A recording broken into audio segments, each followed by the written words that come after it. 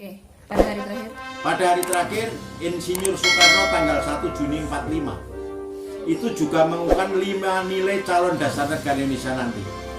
1. Kebangsaan Indonesia, 2. Internasionalisme atau perikemanusiaan, 3. Mufakat atau demokrasi, 4. Kesejahteraan sosial, 5. Ketuhanan yang Maha Esa. Lah, pada tanggal 1 Juni Insinyur pidato itulah usulan calon dasar negara RI itu diberi nama Pancasila. Maka Pancasila setiap tanggal 1 Juni itu diperingati sebagai hari lahirnya Pancasila. Melalui proses yang panjang berikutnya, yaitu tanggal 22 Juni 45 dibentuk Panitia 9. Panitia 9 itu bertugas menyusun rancangan Undang-Undang Dasar.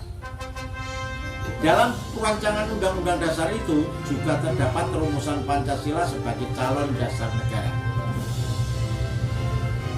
Apa punya? 1. Ketuhanan dengan kewajiban menjalankan syariat Islam bagi pemeluk-pemeluknya. 2. Kemanusiaan yang adil dan beradab. 3. Persatuan Indonesia. 4. Kerakyatan yang dipimpin oleh hikmat kebijaksanaan dalam permusyawaratan perwakilan. 5. Keadilan sosial bagi seluruh rakyat Indonesia. Nah, rumusan Pancasila dari Panitia 9 inilah nanti oleh PPKI dengan perubahan sila pertama disahkan menjadi dasar negara tanggal 18 Agustus 45 dalam sidang PPKI yang pertama. Siapakah Panitia 9 itu? 1. Insinyur Soekarno, 2. Mr. Muhammad Hatta, 3. Muhammad Yamin, 4. Kiai Haji Agus Salim, 5. Kiai Haji Kahar Muzakir, 6. Kiai Haji Wahid Hasim, 7. Mr. A.A. Maramis, 8. Insinyur Abikusno Cokro Suyoso, 9. Mr. Ahmad Subarjo.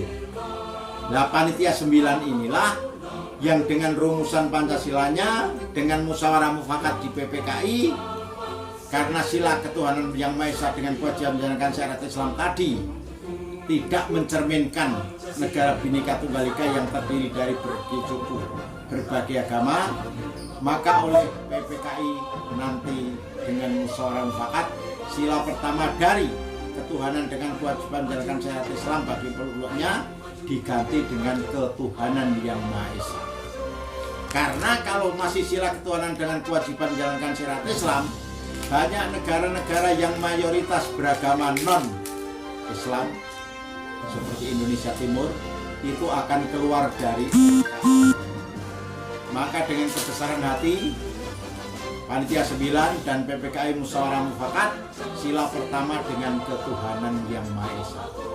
Dengan ketuhanan yang Maha Esa, agama Islam, Hindu, Katolik, Buddha, dan Protestan semuanya terpadu.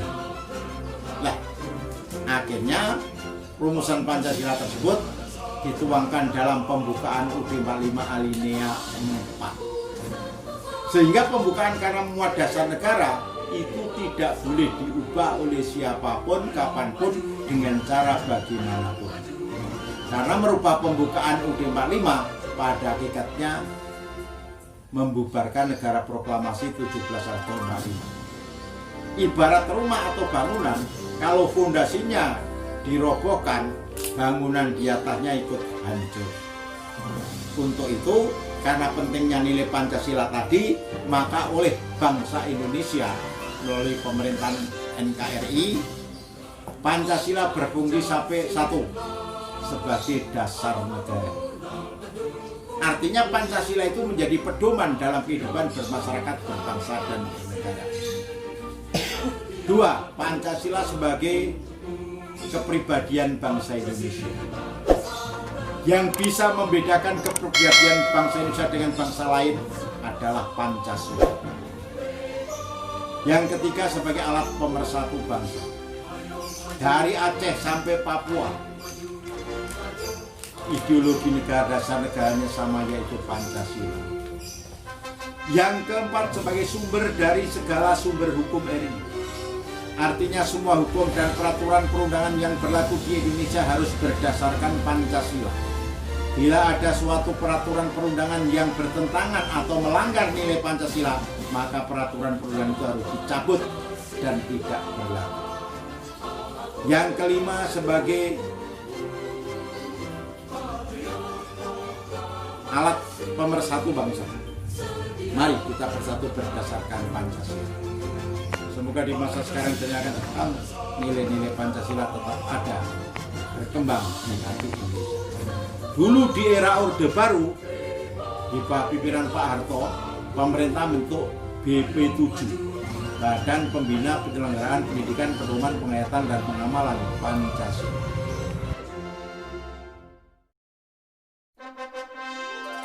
Sama-sama dalam kehidupan sehari-hari menghayati nilai Pancasila. Artinya apa? Nilai-nilai Pancasila dihidupkan dalam hati sanubari kita masing-masing. Kemudian diamalkan. Artinya diwujudkan dalam sikap perilaku sehari-hari. Dengan menghayati dan mengamalkan Pancasila, insya Allah bangsa kita akan selamat dari mara bahaya di dunia ini. Terima kasih. Assalamualaikum warahmatullahi wabarakatuh.